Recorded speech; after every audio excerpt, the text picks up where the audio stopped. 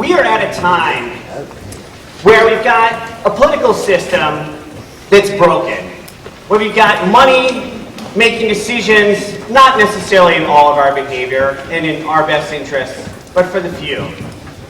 We have an environment that's increasingly under threat. We have a climate that seems to be burning up, and we've got a society at the same time which seems to be at ends with each other, and we can't talk to one another, and the social fabric seems to be unraveling. And it's enough for a lot of us that just want to say, I don't want to hear that anymore. I'd rather put my head in the sand and think about that. You want to go out and you want to do something fun and hopeful and good in the world. And while this is all happening, we've got a business and economic system that's set up where the average CEO makes 331 times that of the average worker. Think about that for a second. All of you just think about your last paycheck and realize that the boss was getting, on average, 331 times your pay. Now, it's actually worse than that. Over the last 30 years, while worker pay has gone up 10%, CEO pay has gone up 937%. Now, it's not only not right, and it's not just, and we can get into discussions of fairness and equality, but it just isn't smart. You know, it just doesn't make economic sense. And as we're trying to attract and engage and empower the workforce of the 21st century, we need an entirely new way of thinking. We need to be changing the economic mindset of our leadership and our CEOs. And in short, what we need is a manifesto. We need a manifesto for the CEO of the 21st century. And I'm going to talk today about 3 distinct points that I believe provide hope and solutions to those challenges. The first solution really came about during the financial crisis of 2008. Now, me being a CEO of an organization, after the financial crisis hit, clients were calling us and saying, Kevin, we love your organization. You guys have been great. We couldn't have asked for any better service. But you know what? Times are tough. And we're going to have to cut our contracts. And after you get several of those calls, your employees start to get nervous. You start to get nervous. And I kept going around to people saying, what are you going to do with this financial crisis? How are we going to respond? So I went down to the Chamber of Commerce and I met with a whole bunch of other CEOs. And to a T, everybody's response was that they were going to make layoffs, they were going to cut back, they were going to look for efficiencies, and they were probably going to have to cut R&D. And I just thought, are you kidding me? We've been through this before. There's got to be a better way. So I came back to my office, saw my employees who were totally freaking out because they're wondering, every time I leave the office, is the axe going to fall? Are there going to be layoffs at our organization? Are they going to be able to make their mortgage payments, their car payments, their student loan payments? And I just thought, if I were in their shoes, what would I want? I would want to be treated like an adult. I would want to be treated with respect. But more importantly, I might have some ideas that could help the organization. I would want to be asked before any of these changes happen. So I brought all my employees into the conference room and said, okay guys, I'm just going to be flat honest. Here's where we are. And I thought, the best thing I could do is be radically transparent. And by radically transparent, I meant I was going to open up the financials to the entire company. I was going to put all the policies there. And I thought, what companies really do that? And there weren't very many models. And I can understand why. Because to ask a CEO to show all the financials to its employees is kind of like me standing in front of the camera here and just taking off my clothes. Yeah, you're all laughing. Thank you very much. That's about how it feels. Everybody's got blemishes. There's a few pounds you want to lose. We've all got it, right? It's the same way when you're looking at a business. We've all been the employee who's been the curmudgeon one, like, I can't believe we spent money on that. And I can't believe we made that decision. That was just a waste of money. And CEOs know they made mistakes, but they don't want to show it. And I just thought, let's put it all out there. So for the first few minutes, it was exactly like what I'm hearing right now. It was silence. People in the room were freaked out. They were like looking at the numbers. They were seeing it and like, oh my gosh, what do we do? I just let it play out. After about 5 minutes, some people started asking questions, they started engaging, but more importantly, they started coming up with solutions. People started saying, hey, what if we delayed this expense to next year? What if we cut this out of the budget? What if we job shared? What if we went to some of our clients with some new revenue opportunities and some new services that could not only bring in revenue to us, but could help them? And so we took what was this environment of fear and this environment where everyone was freaked out. And we got into a creative situation where people were working together. And they saw they all had a stake in what was going on. And morale improved, and everyone's attitude improved. And what came out of it was everyone had a much better understanding where the organization was, but they were bought in. They were 100% bought in. Because they knew there was nothing being held back. And they knew that we were being not only just transparent, but radically transparent. We put everything on the table and said, here's where we are. Come help. And this was a situation where we were able to not only come out of the crisis, but we were actually able to thrive and do better. And so if you're an organization, you want to embrace transparency as a way to not only better your organization from a social perspective, but also from an economic perspective. Which leads me to my second point, which is about employee empowerment. Now, people talk all the time about employee engagement. Oh, we need to better engage our employees, you know. And if you think about it, you're engaged at work. It's not like you're not engaged at work. If you come to work and people talk to you, you have employee engagement. That's not what we're really talking about. We're talking about employee empowerment. The workforce of today, Gen X and Gen Y, they want to not only come to work, they want to bring their whole selves. They want to live their values. They want to make a difference. They want to be empowered to not only make decisions, but to realize the benefit of those decisions through their work. So I started thinking to myself, okay, we've already opened up all the books. We've already opened up all the policies. Everybody knows what's going on. We have a pretty collective decision making. What can we do to take that next level for employee empowerment?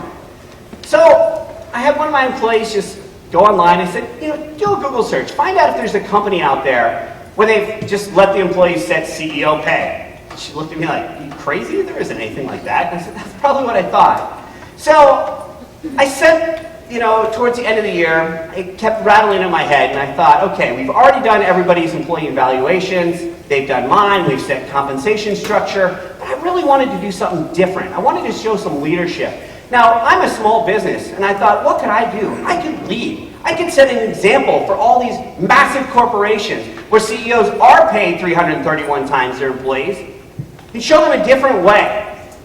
A different way that took courage. Again, taking the clothes off. Thank you not all for laughing that time.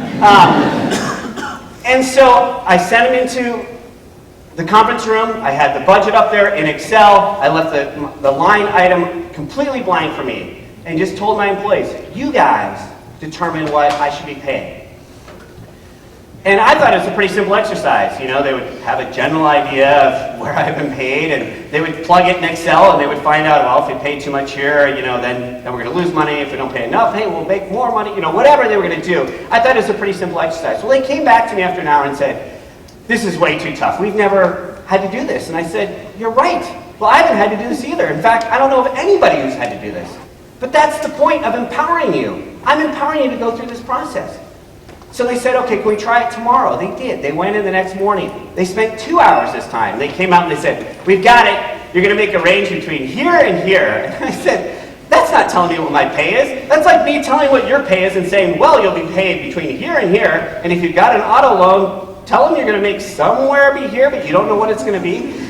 Yeah, it wasn't going to work. Oh, you're right. You're right. They went back in. They came out the next day. Okay, we've got your pay. They had a number for me. And then I said, do I have benefits?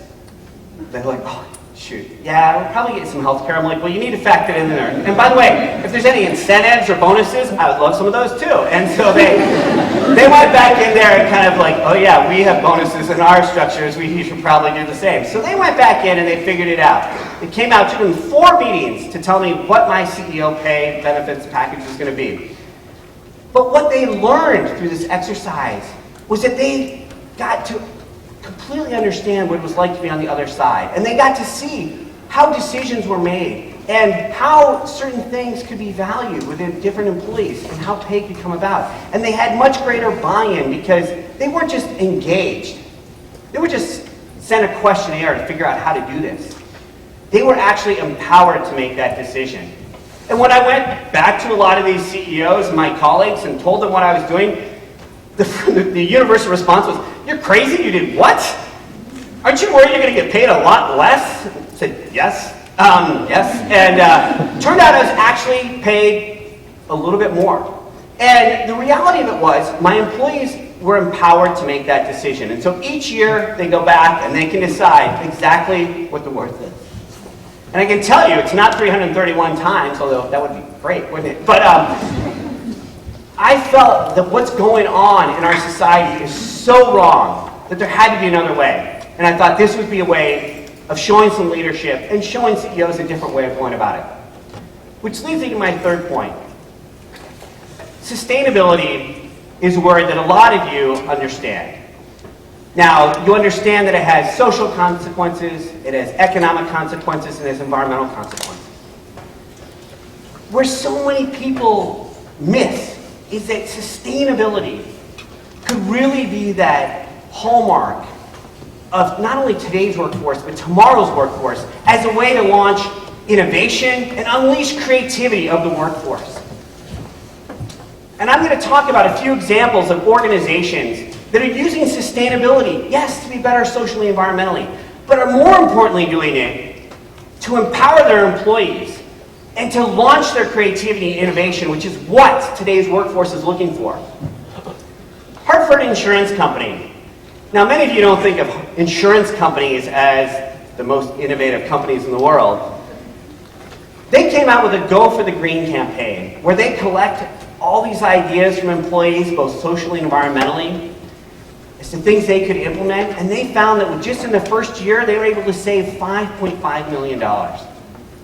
Walmart, which has certainly had struggles both on the social and environmental side, realized that as they were trying to push out a number of their environmental initiatives, before they could do that, employees had to understand what sustainability meant to them. And so Walmart came out with its My Sustainability Plan. So for each employee, they got to understand, what did sustainability mean to them? Did it mean quitting smoking? Did it mean going to the gym more? Running a triathlon? Maybe losing a few pounds? Maybe starting a yoga class? Whatever it might be. Employees were incentivized through My Sustainability Plan to set one personal goal. And as they accomplished that, that would unlock other rewards and other incentives for them to go further. This has enabled their workforce to truly sell sustainability to their customers and to their stakeholders, and to better launch their environmental initiatives. The third example was a large financial institution, which came to us with a very traditional ask. Hey Kevin, I know you guys do sustainability. I know you're really business people as well. I think we're going to need to kill the sustainability thing. We have a new CEO, really bottom line focused, really wants us to focus on efficiency and making sure we can make the numbers for the year. The exact traditional mindset that got us into the financial crisis to begin with. And I said, look, don't kill this idea, okay? You're an executive vice president. Let us come in. We'll run it two different ways for you. We went into the organization. We got everybody in the room. We split half of the room into what was called a cost-cutting and efficiency group. And we put another group over here that was called innovation, sustainability, and creativity. Now, of course, we just broke the group up. Now, the group that was broken into the cost-cutting, they started mumbling under their breath, here we go, another corporate thing. You know, they're all getting really bummed out that there's corporate's just pushing more things down on us. Meanwhile, you have people over here going, I got some ideas of ways we can do things better environmentally and socially that could, bring some, creativity into my workday. And lo and behold, we split them up. And this group over here is coming up with all the different ways they could save money, yada, yada, yada. And everyone's pretty quiet over here. Meanwhile, on the other side of the room, there's this party going on. People are having a blast. Everyone's, talking like crazy. We're looking at, the executive vice president keeps looking over going, are they actually doing any work? I really want them to do work. This isn't playtime. And they're over there having a ball. And when we brought them back together, you know what we found? We found that 90% of the ideas from the two different groups overlapped. The ideas that were coming out of the creativity group, that were focused on social and environmental improvement, were actually matched up with the group that was trying to do cost cutting. They were finding ways to be more innovative, creative, and be better socially, environmentally, and being better from a financial perspective at the same time. Meanwhile, the executive vice president got this great learning because he saw what was happening to his workforce. People were engaged and excited. You had people over here who were just like ready to go bang their heads against their computers because, oh, here comes another cost-cutting scenario from corporate. So in summary, as we talked about that, about these three different angles that we can do, whether it's using radical transparency or employee empowerment, or using sustainability. If you're in this audience and you're watching this right now, if you're a student or someone who's looking to get a job, go find those companies. Go find those companies that are embracing these values. If you're a teacher or an educator, find ways to bring these stories into your reading assignments, into your class discussions. Use them as case studies. If you're a nonprofit government organization, don't just look for the companies that can provide sponsorship and that can provide funding in a philanthropic manner, but find ones that match your values, and that'll enhance your brand. And for CEOs or leaders out there, they need to embrace these values. It's time to do something different. Now, all of you are looking at me right now going, maybe I'm not a CEO. What can I do? You can lead. Each and every one of you can lead. We need to do something different. We need to address these huge social and environmental and political problems that are out there today. We need radical transparency through open book financials. We need to empower our employees. And we need to use sustainability not only to solve these problems, but to launch innovation and unleash the creativity not only of today's workforce, but of that of tomorrow. That's why we need a manifesto for the CEO of the 21st century. Thank you very much.